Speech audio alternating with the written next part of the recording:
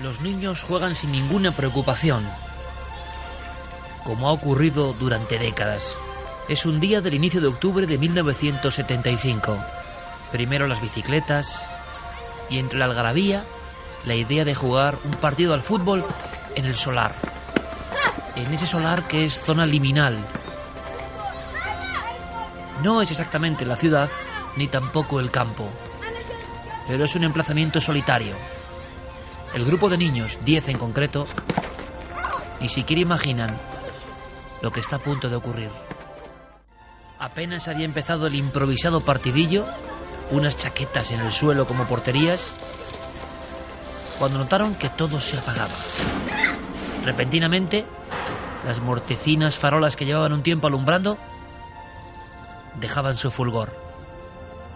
Unas cuantas ventanas de los bloques obreros del final del Exí también se convertían repentinamente en bocas vacías, en bocas oscuras. Todo el barrio, toda la ciudad realmente, estaba sumida en la oscuridad. Es entonces cuando uno de los muchachos detectó algo. Algo que parecía estar allí, desde hacía un tiempo, quizá observándoles. Una especie de objeto ovalado, con tono anaranjado, y 3 cosas que se movían en su interior. Y estaba cerca. Podríamos decir incluso que demasiado cerca. Uno de ellos, quizá el más atrevido, optó por coger el mango de la vieja bicicleta y pedalear unos metros. Aproximarse a aquella especie de cascarón de tono refulgente que casi aterrizado aparecía justo en una loma que daba a ese solar. El resto de niños no se atrevió. Los otros 9 permanecieron casi temblando. El miedo más profundo ya los había atrapado. Jamás en Lexí, Francia, hasta aquel octubre de 1975, había pasado nada parecido.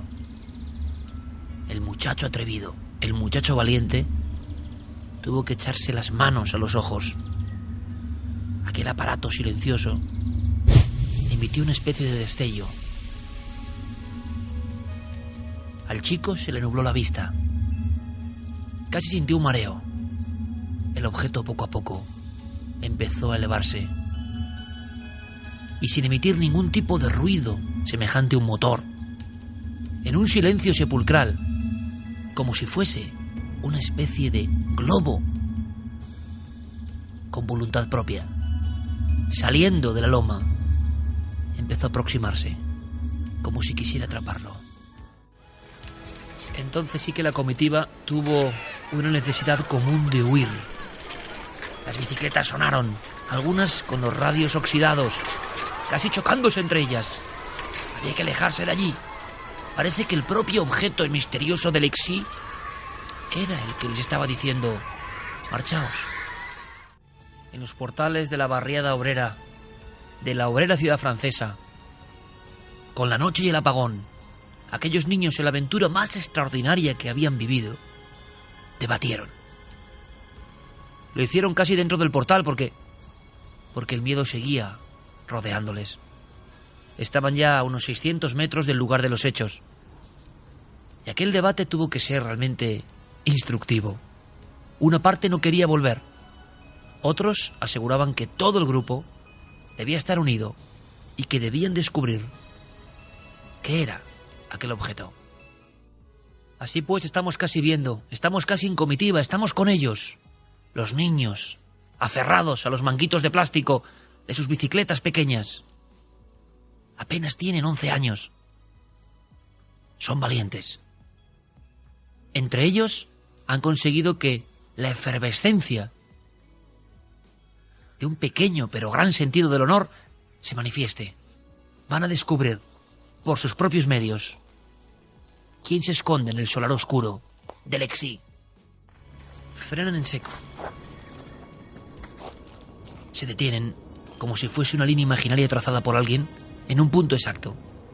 Como si la intuición les dijese, les indicase que no se podía ir más allá porque comenzaba el peligro. El solar. en silencio. Un viento que mece los escasos árboles ya sin hojas. Al fondo, la vieja fábrica o lo que queda de ella. Los hombres, los obreros, los que llevaron tanta prosperidad a Lexí, hace años que no trabajan. No hay nada, nadie. Pero de pronto, la luz naranja, en forma de cono, de embudo, como una linterna que se proyectase buscando a alguien, como un tentáculo de luz que intenta el encuentro. Y sin pensarlo, el objeto del Lexí está encima de sus cabezas. Es mucho más grande de lo que habían podido imaginar. Y entonces 3 niños corren. Uno de ellos casi tiene las lágrimas en los ojos. 2 bicicletas chocan entre sí. Algún zapato se pierde. Tienen que gatear en la tierra del solar para intentar abrirse camino. Ese objeto está a unos 10 metros de alto. Se ha situado exactamente en su vertical y los está envolviendo con su luz. Acto seguido, ya no está. Y fue uno de ellos, quizá de los más impresionados, quien mirando a la izquierda advirtió que el mismo objeto, el mismo artefacto, el mismo artilugio de origen desconocido, que no tenía puertas ni ventanillas, pero sí una especie de triángulos negruzcos en su interior. Era como un gran balón de rugby anaranjado, fluorescente, poderosísimo, y dentro, moviéndose casi como si fuese un reloj desconocido, con dígitos insondables, 3 triángulos negros iban ejerciendo su propia dinámica de movimiento. Daba la impresión de que eso era un ojo vivo que les miraba en aquel solar, en pleno apagón. ¿Pero por qué les miraba aquel grupo de niños como otro cualquiera? Quizá hubo más de un objeto en Lexí aquel día de octubre del 75, pero lo cierto es que tuvieron que girar casi 90 grados y emprender la carrera. Imaginamos sus gritos, imaginamos su nerviosismo, imaginamos su temblor de piernas, imaginamos ese pequeño pelotón huyendo en la oscuridad. Ese otro objeto, quién sabe si el mismo, apareció repentinamente, como si pudiese desvanecerse en un punto y rearmarse en otro, persiguiéndoles clarísimamente, alejándoles del lugar. Lo vieron perfectamente.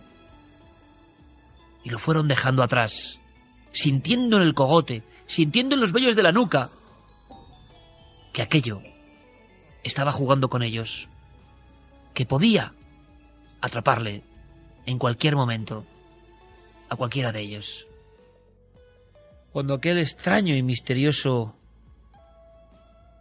ovni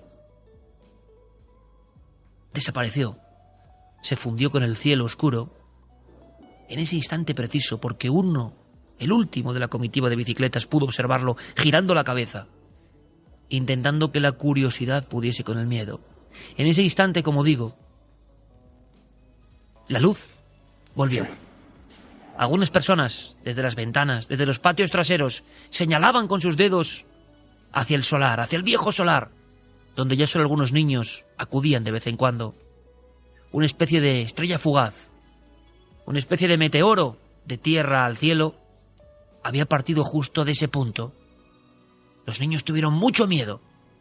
Tardaron años en contarlo. Ya eran mayores cuando los investigadores de la Comisión Ouranos pudieron realizar ciertas pesquisas. Algunos, fue tal su miedo, siguen hoy guardando el secreto. Amigos, buenas noches, bienvenidos a Universo Iker. Con la voz ya recuperada para contar algunas historias que están encajadas en lo más profundo de mi alma, de mi cerebro y de mi corazón, que tienen un sentido. Solo quiero transmitiros esta noche las emociones que yo sentí hace casi 35 años, cuando leí mi primer libro de ovnis. ¿Qué casos venían ahí? ¿Por qué me impactaron tanto? ¿Por qué me obligaron a tomar un camino? Ojalá ocurra lo mismo con alguien que escuche esta emisión. ¿Quién sabe? Los ufólogos franceses, pero siendo yo niño no lo sabía ni lo intuía, hablaron de la gran oleada. Claro que hay casos mucho más espectaculares, pero ¿cómo los interpreta uno? ¿Cómo le llegan a uno? ¿Cómo le invaden emocionalmente a uno? la oleada francesa de mediados de los 70, para mí es inolvidable. Y creo que pocas veces he hablado de ella. No es hablar de ella ni contar los casos. Quiero que los vivamos si es posible. ¿Qué pasó? ¿A quién pertenecía el extraño ojo anaranjado que amedrentó a unos niños en Lexí? ¿Por qué? ¿Por qué también nunca tendremos una respuesta convincente? La mayoría de los testigos viven y no han podido olvidar aquella aproximación. Investigadores como Ouranos, o comisiones como Ouranos, una de las primeras en Europa desde el año 51, se encontraron con una explosión tremenda. Este fenómeno, los viejos ufólogos lo llamaban flap, ni siquiera oleada, cuando la cantidad y densidad de casos sobre una región concreta supera cualquier expectativa e incluso genera una dimensión sociológica del fenómeno. Eso pasó en algunas áreas de Francia en los 70. Yo era un niño, bueno, prácticamente estaba naciendo. 10 años después me encontré con esos casos en los libros de Ouranos. Esos casos marcaron mi vida.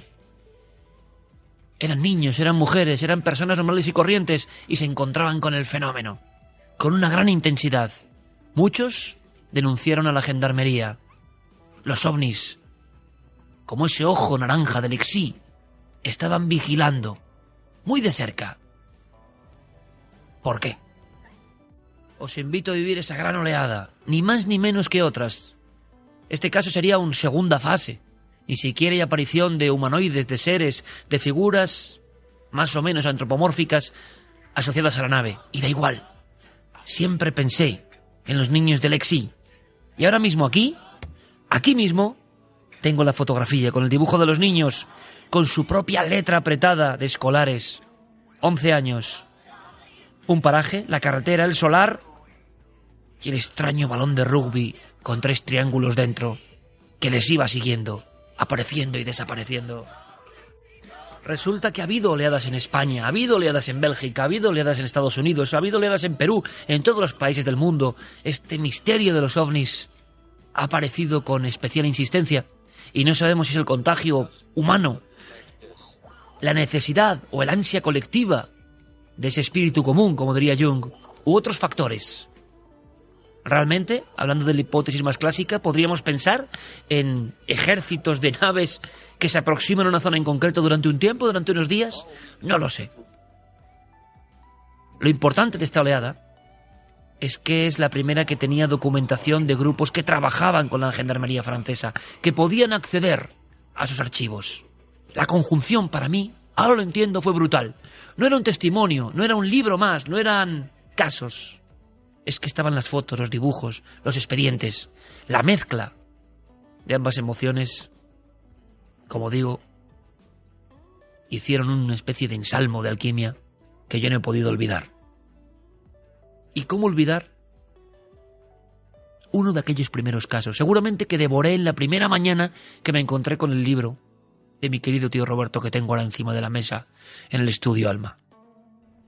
¿Cómo olvidarlo? Si hay algo que unía a todos los casos de esta oleada francesa, que podía ser otra oleada en cualquier otro lugar, sin duda es el miedo. El miedo que invadió a los testigos. Yo creo que está más que justificado, lo vais a entender. Es muy temprano. Apenas hace unos minutos que ha salido el sol. Pero brilla fuerte, es el sol de invierno. Estamos cerca de Grenoble. Una mujer de mediana edad está haciendo la colada. Su gesto casi es hosco. Es la eterna rutina. También es un barrio obrero. Nacido en aluvión por tantos y tantos trabajadores que bajaron de las montañas en su día, a mediados de los 60, y se instalaron en el cinturón de la populosa Grenoble. Curiosamente, también es zona liminal, donde la ciudad pierde su nombre, donde el campo se funde con los últimos solares y edificios. Este es muy pequeño. Es un edificio que está unido a otros, pero que apenas tiene 2 plantas. Ella tampoco sabe lo que va a ocurrir. Solo hace su colada, como cada día, sin intuir que precisamente esa mañana va a ser la de un día que jamás olvidará. Suena la extraordinaria Lucifer de Alan Parsons y ella pensó eso, que el mismísimo Lucifer, en una versión fría, tecnológica y mecánica, había ido a visitarla una mañana más, una colada más. En los informes policiales que tengo aquí delante, la señora firma como H.M., como si se sintiera avergonzada de lo que le pasó. Delante de su pequeño edificio cuadrado, propio de la arquitectura francesa, obrera de aquella época, hay otro edificio similar. Son como unas pequeñas colmenas, chatas, bajas, el sol de invierno. Y de pronto, una estrella fugaz que toma tierra. Y aquí sí un sonido. Aquí el objeto no es mudo, sino que muestra su lenguaje. Una especie de viento, una especie de remolino. Algo que la deja agarrada a la baranda del propio balcón. Ella tenía el barril, el barreño con las ropas mojadas. Quitó las manos de ahí, el agua fría, y más aún en esa mañana de invierno, y las puso sobre el balcón, como si algo muy profundo le dijera que había que agarrarse muy fuerte, que había que contactar con la tierra, porque eso que venía tenía inquietantes intenciones. Y entonces, por increíble que parezca, aquella mujer que jamás había leído nada sobre los ovnis, no tenía ningún interés, en plena mañana, son las 6:15 de la mañana, son las 6:15 en punto, y contempla como nunca antes, mientras el barrio entero de trabajadores duerme, que una especie de objeto ovalado, quizá con la zona central abombada como una pequeña cúpula, acaba de tomar tierra, precisamente en el techo del edificio, que apenas está separado 8 metros de su posición. Seguramente es una de las personas que más cerca ha tenido un ovni, en pleno día. Esos tibios rayos del sol dan en la superficie pulida. Es más grande que un coche familiar. No observa a nadie. No hay aberturas. No hay distintivos. Es una especie de sombrero plateado que sin duda ha ido a por ella. La mujer se aferra fuerte. El sonido va menguando y empieza a aparecer un zumbido creciente, un zumbido inquietante. Ella entonces aprieta sus manos. Intenta dar un grito, pero es un grito ahogado, como en los sueños, cuando uno intenta dar una voz, pedir ayuda y es absolutamente imposible. Sabe que nadie la va a ayudar. Sus hijos duermen, la familia duerme. Solo ella, como cada mañana, está despierta. Sola, delante del misterioso visitante. Y entonces siente que algo la atrapa. Que ese viento, que ese zumbido, como si fueran una misma cosa, dividiéndose, la está atenazando.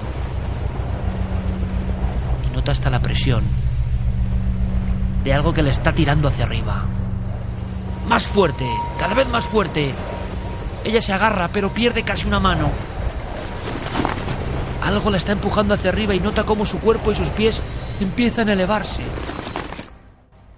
Como si aquel objeto plateado tuviese un poder hipnótico, la estuviese atrayendo. Todo está pasando en el pequeño barrio de Grenoble. Y solo ella es testigo. Y de pronto, recordando, dice ella, su familia, a los que están casa adentro, logra pegar ese grito tremendo, ese grito casi de alguien que le están cortando una pierna, ese grito que despierta parte de la barriada. Y la mujer cae casi como un peso muerto, como si se deshiciese de esa fuerza que le estaba ya llevando, magnetizando. Ella recordó tener los ojos muy abiertos, la boca abierta, pudo gritar. Algo la había paralizado, congelado, la estaba llevando, la estaba arrastrando. En esa pelea interior, ella decidió quedarse. Su espalda pegó contra la pared. Incluso, con una pierna, le dio al barreño. El agua y la ropa, helada, se extendieron por el pequeño balcón. Algunas personas empezaron a abrir las contraventanas. Algo había ocurrido. A la señora H.M., vecina conocida por todos, algo le estaba pasando. Un ladrón, un asesino, un ataque. Pero no había nada de eso. 2 vecinos, trabajadores mecánicos de una importante empresa automovilística, que estaban ya preparándose con el mono para acudir a la factoría. Observaron a la mujer, sentada, el barreño lanzado, el agua cubriendo parte de los baldosines del balcón. Ella con el rostro absolutamente paralizado, la boca abierta en una mueca, parecía una muerta. Y los ojos miraban justo enfrente de su casa.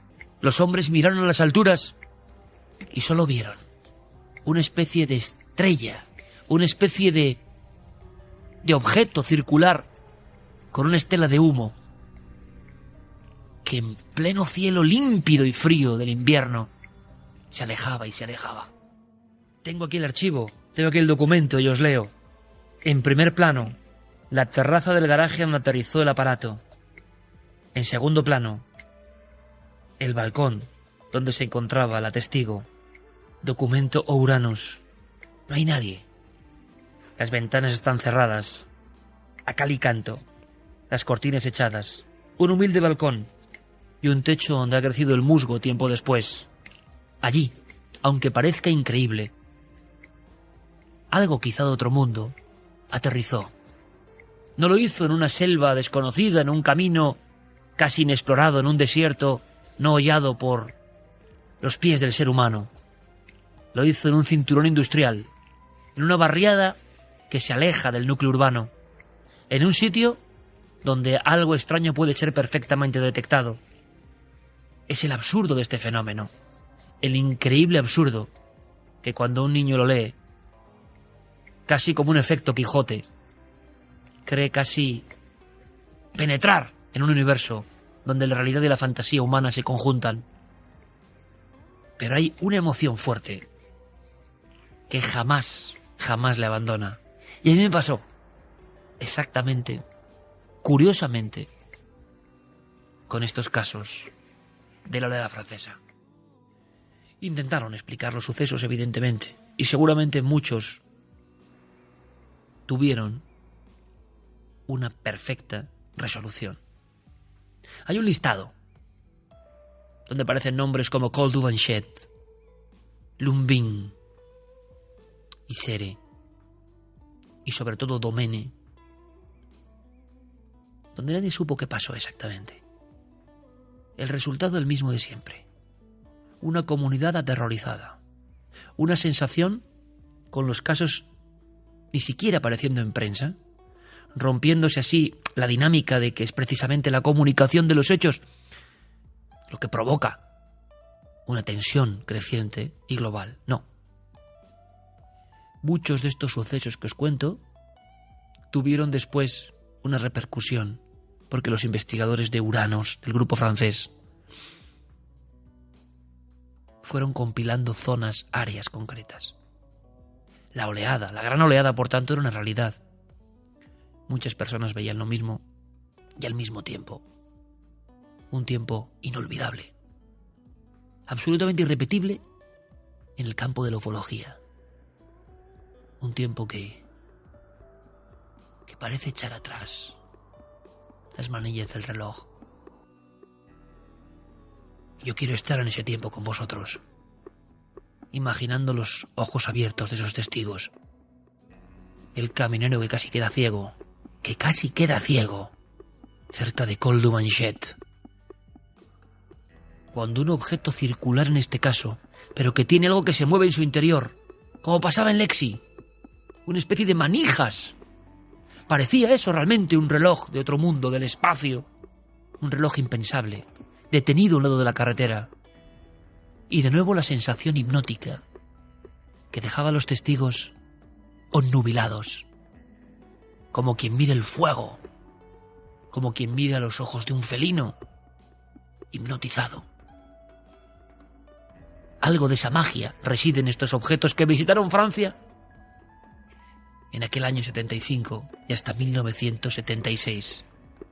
Sociólogos, investigadores, antropólogos se preguntaron 1000 cosas, pero los testigos siguieron guardando su miedo. ¿Por qué ellos? ¿Por qué en aquel lugar? ¿Por qué en aquel preciso instante? ¿De qué dependía ser testigo de un ovni tan cercano? El camionero del solitario puerto de Col du Banchet notó que le temblaban las manos. El camión apagaba completamente sus circuitos. Aquel objeto, estaba claro, tenía ese poder de silenciar la mecánica. Fueron muchos casos maravillosos. Una noche, un hombre está en su casa de campo de Lumbin. La televisión ha llegado a el fin de su emisión. Se ha quedado dormido, apaciblemente. Escuchamos el sonido de la nieve de la televisión. El hombre vive solo. Y ese tenue zumbido invade todo el salón. El sueño es plácido porque hay un buen perro guardián. Pero precisamente es el perro guardián, con sus ladridos desaforados y rodeando la casa, quien despierta al dueño solitario de Lumbin. Y podemos seguir el sonido de ese perro, que parece estar atacando y reculando ante algo. Es un sonido tan peculiar, un ladrido tan agudo, que llama la atención de inmediato del testigo de alta alcurnia, que tiene un gran salón. También muchos muebles viejos, como recuerdos de otro tiempo. Él no ha querido vivir con nadie y una de sus pasiones es la lectura. Precisamente los temas de ovnis no estaban entre sus predilectos, más bien los clásicos y grandes plumas de la cultura europea. Seguramente es un ladrón. Duda en un momento si subir las escaleras, los peldaños y coger la escopeta. El perro sigue ladrando. De repente, silencio. Y después del silencio, algo difícil de definir, que es el sonido de alguien que estuviera arrancando la tierra. El sonido rodeando la pequeña casa aislada de Lumbin, de alguien quizá encorvado, que con sus propias manos, algún tipo de máquina, quién sabe, está arrancando la tierra a racimos.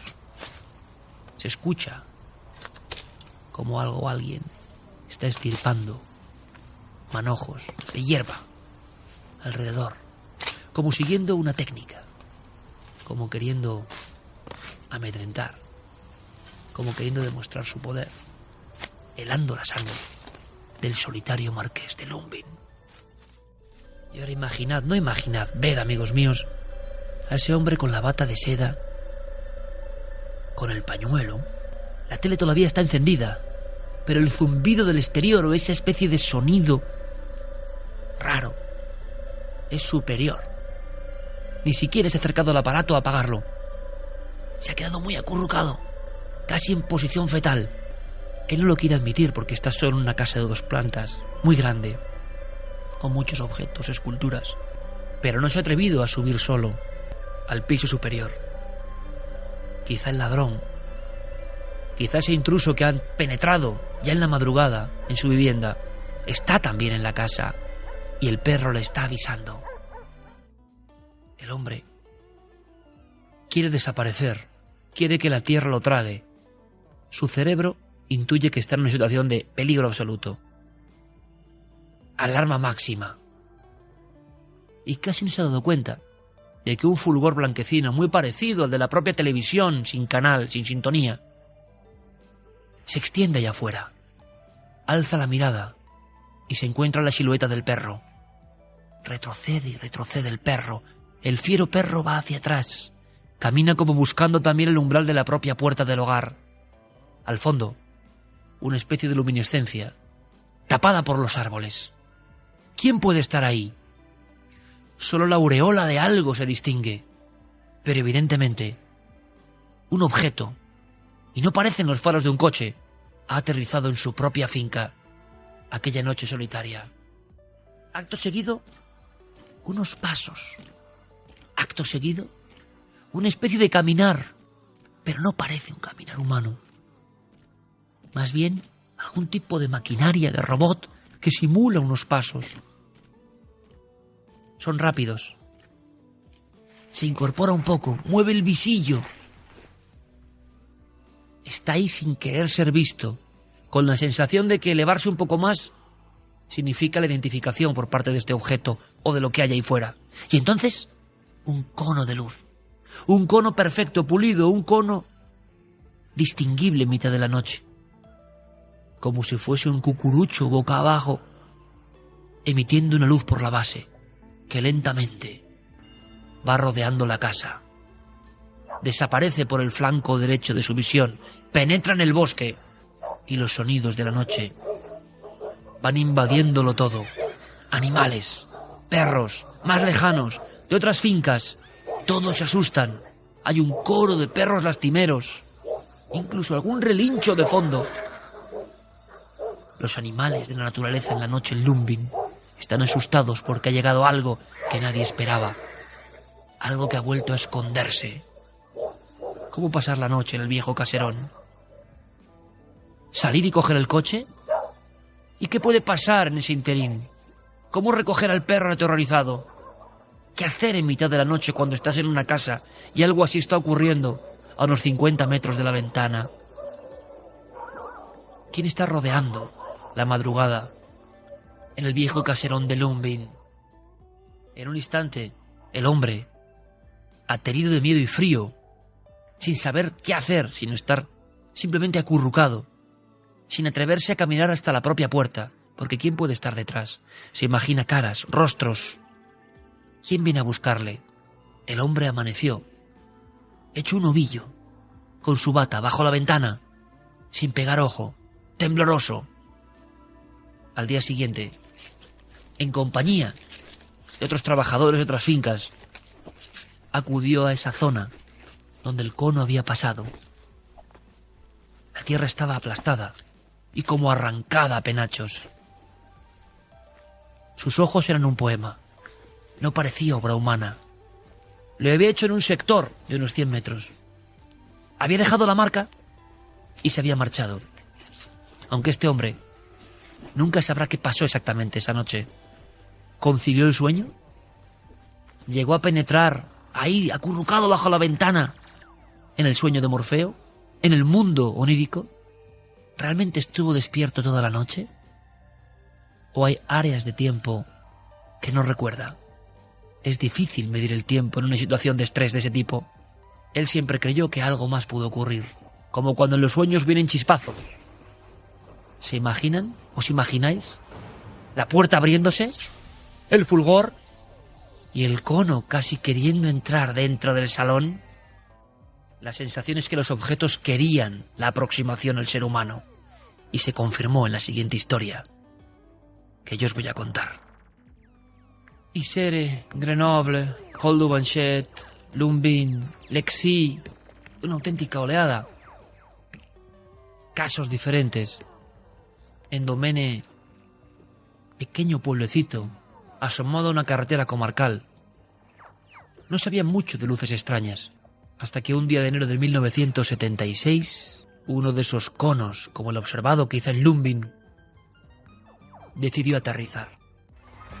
La escena y los sonidos casi no suenan, ¿verdad? Los niños, las bolas de nieve, la capa es gruesa, el frío intenso. Ha nevado en Grenoble, en Isère, en Domene. Perfecto para jugar, para alejarse un poco más, para ir al lado de la vieja caseta. Allí nadie molesta. Jean-Claude S. Jean-Claude Sylvain tiene apenas 10 años. La misma edad que yo tenía al leer su historia, al ver sus fotografías y los escasos documentos. Es el caso que marcó mi vida, sin lugar a dudas. Una bola de nieve que se estampa en la cara de un amigo, otra en un cristal. La vieja casa ya no tiene luz ni agua, ni nadie que pueda necesitarlo. Es un entorno perfecto y una vereda y una especie de cuesta que sube. No es sencillo escalarla. Pero los niños lo hacen rápido, muy rápido, con nerviosismo. Porque un bramido, una especie de sonido de panal de abejas, un zumbido tremendo, se escucha en toda la zona. Parece que algo se va a derrumbar. Parece que hay alguien con un aparato que nadie ha escuchado antes jamás y que está acercándoles, aproximándose. Por tanto, la diversión e incluso el inicio del partido de fútbol, una vez más en Francia y con el tema de estos supuestos ovnis, se trunca. Jean-Claude se queda solo. Quizá lo peor que te puede pasar. No fue tan rápido, no pudo subir la vereda, o se quedó realmente enganchado, hipnotizado, como en todos los casos que os estoy contando. Hay alguien que nota un lazo interior con el objeto. Hay alguien en un grupo, o incluso individualmente, que siente que eso le está robando parte de sus facultades, que llega ahí casi para apoderarse de él. Jean-Claude, con el plumífero subido hasta el cuello, con los guantes, observa cómo sus amigos huyen. La algarabía de sus gritos se va alejando. Y en primer plano, el zumbido extraño de un objeto, de un cono, metálico, rotundo, físico, no es una luz, que lentamente, como una hoja muerta, está tomando tierra, apenas a unos 30 metros de donde él se encuentra, en un calvero, en una zona donde hay menos nieve, en una pequeña explanada. Los amigos ya están muy lejos, casi no los escuchamos, se han marchado. Alguien le grita: ¡Jean-Claude! ¡Jean-Claude! Pero Jean-Claude permanece rígido como un témpano, como si el hielo del entorno le hubiese congelado el alma. Solo mira el objeto, que lentamente se posa. Se posa como un viejo artefacto de los que llegaron a la luna. Pero ¿quién está alunizando en el pequeño pueblo de Grenoble llamado Domene en enero de 1976? Es entonces cuando comprueba que hay una especie de portezuela en mitad de ese cono no más grande que un vehículo, puesto en vertical, situado junto a un par de árboles muertos. De pronto, Jean-Claude puede tener una visión periférica y se da cuenta de que no hay nadie alrededor. Pero un sonido indica que algo, un engranaje, una bisagra, algo está abriéndose. No sabemos cuánto tiempo puede transcurrir. El tiempo pasa a otra dimensión diferente. Jean-Claude mira directamente al umbral oscuro, porque el cono parece tener la boca cuadrada abierta. El cono de pronto ya está mostrando sus entrañas, como una pequeña aeronave, como un artefacto que necesita cierta mecánica para su sustento. No es un objeto etéreo, no es una alucinación, está ahí. Y es idéntico prácticamente al objeto observado cerca de Tordesillas, en Valladolid, en otro célebre caso español, muy cercano en el tiempo. También con un niño que se ha quedado solo, observando, mirando directamente a esa oscuridad que parece hablarle. ¿Quién hay ahí dentro? Es entonces cuando, prestando toda la atención en mitad de la nevada a ese cono perfecto en el calvero de Domene, cuando Jean-Claude distingue algo más, junto al árbol muerto, mirándole fijamente. Hay un hombre, mucho más alto que los hombres normales, un hombre de nariz recta, chata, los ojos grandes, casi grises, la boca es una línea que esboza una sonrisa, pero que es la peor sonrisa que él ha visto en su vida, porque tiene un atisbo de maldad. El cabello es ralo, largo, casi albino, y llega hasta los hombros.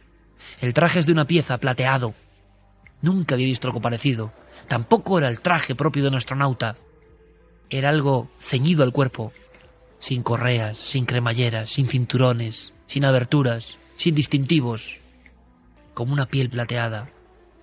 Pero lo que le hiela la sangre es esa cara mirándole fijamente, y que debía llevar un tiempo ahí escondido, junto al árbol, como queriendo no ser visto. Jean-Claude sigue paralizado, y entonces el hombre, moviéndose como un robot, según dijo a la policía, Según rezan los informes de la gendarmería de Domene, el hombre, moviéndose mecánicamente como un robot, sale de detrás del árbol, gira sobre sus talones, supera los 2 metros 20 centímetros de alto seguramente.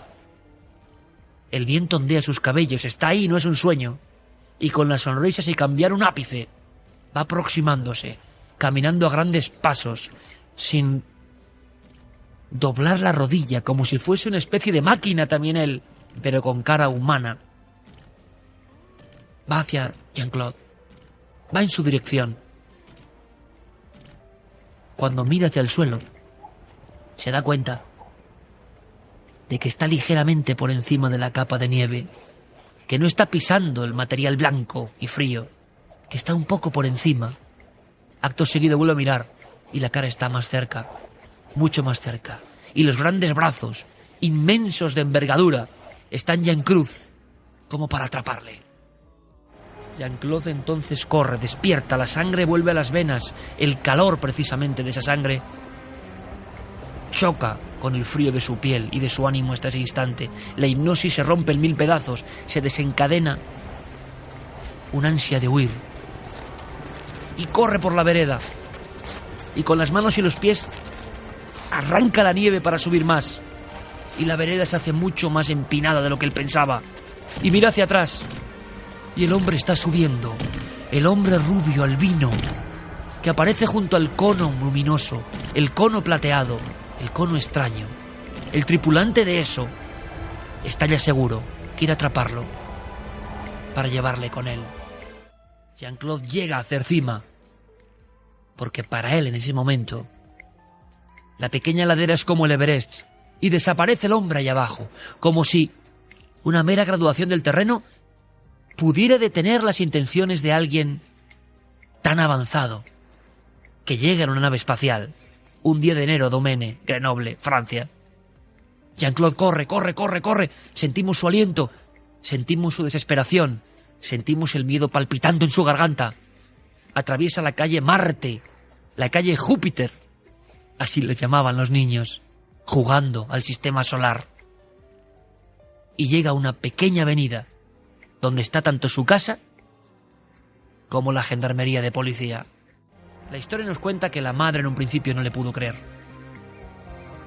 Sí pensó en algún tipo de depravado, en algún individuo que rodeaba a los niños, que los vigilaba. Nunca había pasado eso en Domene. Pero para todo hay una primera vez. Jean-Claude aquella noche no pudo pegar ojo. La imagen, el rostro de ese individuo se le proyectaba en la habitación una y otra vez. Aquella mueca. Al día siguiente nevaba sobre Domene, con más fuerza, con viento. El cielo estaba gris, no limpio, como la mañana anterior. Él mismo pensó si todo había sido una especie de confusión, si realmente era una persona física, sí, pero él sabía que no. La madre, una madre enérgica, queriendo que su propio hijo venciese el miedo, le dio una jícara, una especie de jarra metálica, de depósito, de recipiente, para que fuese a la granja a por leche. Jean-Claude sostuvo el objeto en las manos y miró a su propia hermana pensando que aquello era casi una trampa, que aquello era la demostración de que su propia familia no le creía. Él contó una vez más la historia. La madre quizá pensó en una fantasía. Jean-Claude cerró la puerta tras de sí y el viento y los copos de nieve le daban en la cara. Tenía que pasar por la misma zona del Calvero, donde pasó toda esa pesadilla. Un Renault 10, un Citroën GS, varios vehículos de la época estaban aparcados, como un día cualquiera. Normalidad absoluta. Y él mismo pensó, quizá, ¿me habré equivocado? ¿Habré sido víctima del miedo que me produjo quedarme allí solo? El cerebro del niño divagaba con estas cuestiones. La fría mañana, de enero del 76. Casi respiró aliviado al mirar hacia los árboles muertos. No había marcas de nada. Ni siquiera el pesado cono luminoso que él pudo ver, metálico, con una especie de focos o de luces en su punta. ¡Qué absurdo! Pero ¿el miedo puede generar toda esa fantasía? ¿Fue un vehículo, un coche? Lo pensó y se detuvo y hasta esbozó una sonrisa mucho más amable que la del supuesto visitante de las estrellas. Casi estaba convencido cuando en un árbol un poco más alejado, situado tras el tronco, como queriendo pasar desapercibido, observó de perfil la figura del ser que estaba esperándole. Dio contra el suelo de la carretera, del camino elevado, por encima de la ladera, la jícara de leche vacía que nunca llegó a su cometido. El ser, robóticamente, más lento si cabe que la mañana anterior, se giró. La expresión era como la de un muerto. Ni siquiera la sonrisa maquiavélica del primer día se dibujaba en aquella faz. Era un rostro como de alguien sorprendido, de alguien que se fijaba con los ojos muy redondos y la boca, solo una línea, en su víctima predilecta. Como si aquel individuo de pesadilla hubiese venido desde distancias siderales solo para él, para capturarle a él. Y entonces, flotando, la aproximación del humanoide. Esta vez el pequeño Jean-Claude corrió y corrió en dirección contraria, pero por el asfalto de la carretera. El hecho de no tener que subir por la ladera le hizo llegar directamente a la gendarmería, con la suerte de que su hermana, un amigo de ella y la propia madre observasen el desespero que traía el muchacho. Un gendarme de la policía entonces intervino. Estaban hablando de la posibilidad de un hombre misterioso que quizá quisiera secuestrar a un niño. Y entonces el zumbido. Entonces una especie de remolino. Entonces un agudo silbido como el panal de abejas, y todos mirando hacia el cielo. Y una especie de esfera roja, alejándose, como si algo o alguien hubiese visto truncados sus planes. Y tengo aquí delante la imagen del sendero por donde se aproximó el humanoide, con una vegetación como muerta, porque el gris de las fotos y el granulado de las fotos antiguas genera eso, ¿no? La sensación de que todo incluso es más lejano de lo que uno cree. Me produjo un impacto enorme, enorme, la lectura del caso de Jean-Claude S. Yo no sabía que iba a marcar mi vida de esta forma. Tampoco sabía que apenas en horas ese niño Iker Jiménez, que leía por vez primera este libro de ovnis que tengo desvencijado aquí delante de vosotros, delante del micrófono, en el estudio Alma, no sabía que horas después, como digo, algo extraordinario iba a suceder en mi propia ciudad, y la prensa iba a hablar de ello, y la palabra ovni iba a aparecer negro sobre blanco en las columnas serias de la prensa seria que leían las personas serias.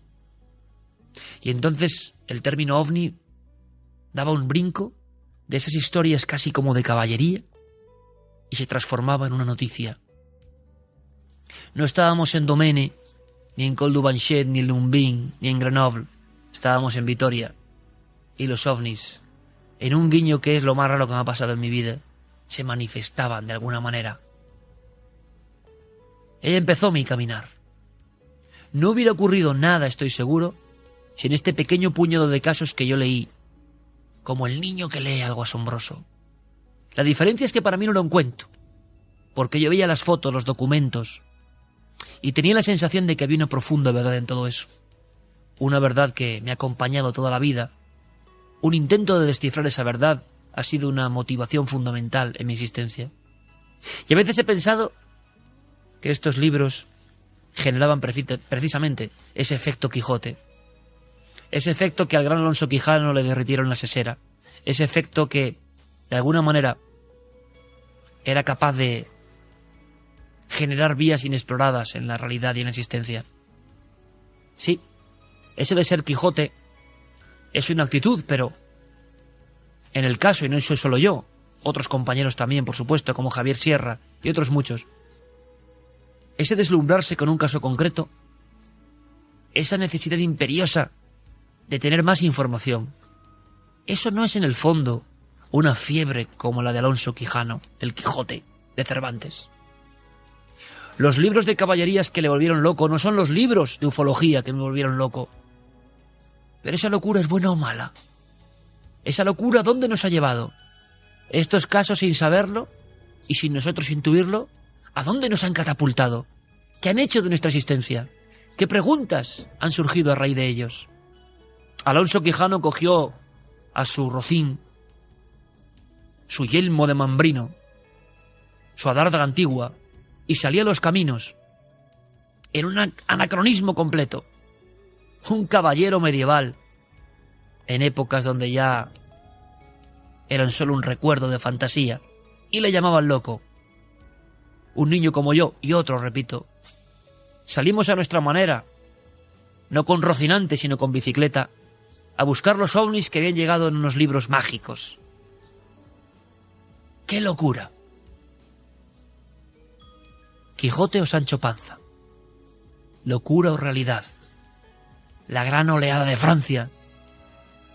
Una de tantas. Marcó mi vida. Y solo he intentado aproximarme a la emoción. He intentado recrear, seguramente sin lograrlo, no lo sé, la emoción que a mí me invadía. Poniendo incluso los sonidos que yo siempre he asociado a esta aventura de la infancia con estos sucesos concretos, que tuvieron el poder de transfigurarme. ¿Qué habría sido de mí de no leer yo estas historias y recrearlas en mi mente una y mil veces, con el convencimiento absoluto de que eran una verdad que tenía que ser conocida? ¿Cómo pedaleaba yo intensamente una y otra vez, buscando testigos, historias, haciendo encuestas y contagiando a otros de mi locura quijotesca?